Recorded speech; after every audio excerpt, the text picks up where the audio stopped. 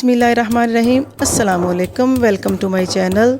तो आज मैं आपसे शेयर करूंगी आपके लंच और डिनर के लिए एक नहायत ही स्पेशल रेसिपी चिकन पोटा से बनाएंगे। बहुत ही बेहतरीन सी कढ़ाई आपको बताऊंगी, इसको वॉश कैसे किया जाता है और इसकी स्मेल को कैसे दूर किया जाता है। यकीन करें ये सालन इतना टेस्टी बनता है जो आपके डिनर और लंच को चार चांद लगा देगा। वीडियो को एंड तक देखिए और रेसिपी पसंद आए तो लाइक कर दें और मेरे चैनल को सब्सक्राइब भी करें। तो चलें फटाफट स्टार्ट करते हैं। के पोटा हमने तकरीबन इनका वज़न है 1 किलो।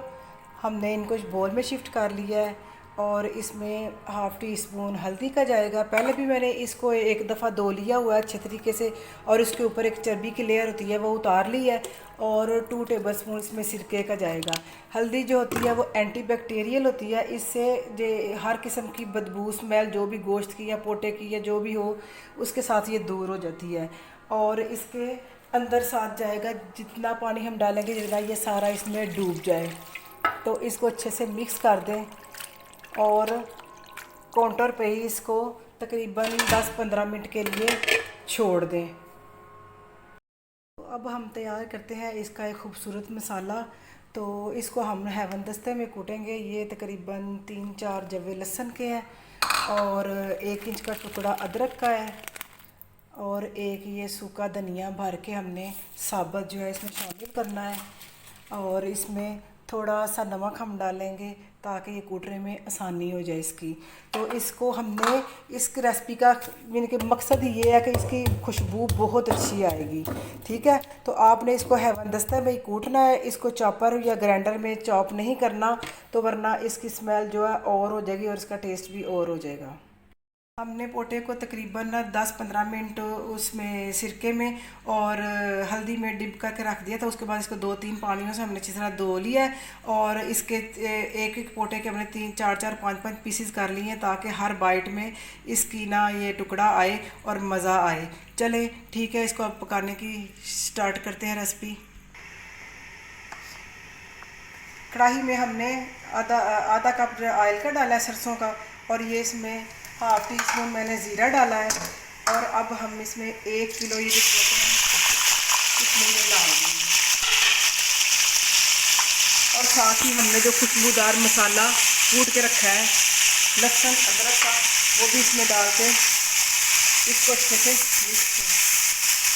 और साथ ही जो हमने प्याज डाले थे कटिंग करके रखे थे वो भी हमने इसके साथ ही तेज़ आंच पे इसको मिक्स करना है अच्छे से।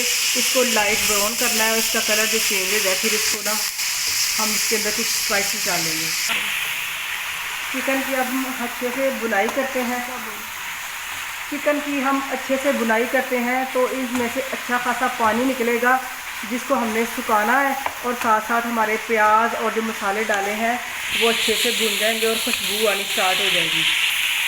हाई फ्लेम पे इनको 4 से 5 मिनट के लिए हम फ्राई करेंगे। अब इसमें डालेंगे 3 से 4 मीडियम प्याज जिनका वज़न है तकरीबन 1 पाव और 5 से 6 सब्ज़ मिर्चें इसमें रफली हमने ना काट के डाल दी हैं।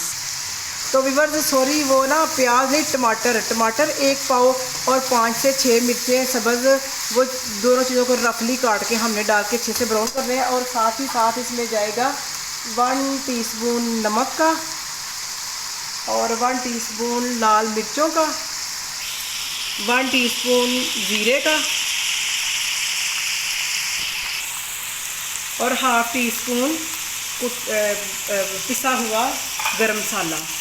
इन सबको हम अच्छे से मिक्स कर देंगे। आंच इस पर हम हाई ही रखेंगे। तो गरम मसाला जो है अगर हम पकती हुई हांडी में डालेंगे तो उसका डिफरेंट टेस्ट आएगा और अगर हांडियाँ पका के फिर ऊपर से डालेंगे तो उसका डिफरेंट आएगा जायका। ये आप बात हमेशा याद रखें। और अब हम इसको मिक्स करके अच्छे से इसका ढक्कन लगा के तकरीबन 5 मिनट तक वेट करते हैं ताकि इसके टमाटर जो है सॉफ्ट हो जाए। 10 मिनट हल्की आंच पे इसको पकाने के बाद ये देखें टमाटर अच्छे से सॉफ्ट हो गए हैं और ये इसकी अच्छी सी बुनाई कर लें और पानी इसका हमने थोड़ा खुश्क कर लेना है। और ये देखें टमाटर जो रहते हैं अभी थोड़े मोटे उनको भी अच्छे से हम पीस लेते हैं। ठीक है, तो खुशबू बहुत ज़्यादा आ रही है। तो ये देखें आप अच्छे से इनको मिक्स कर लें और 3-4 मिनट के लिए हम इसको इस तरह पकाएंगे।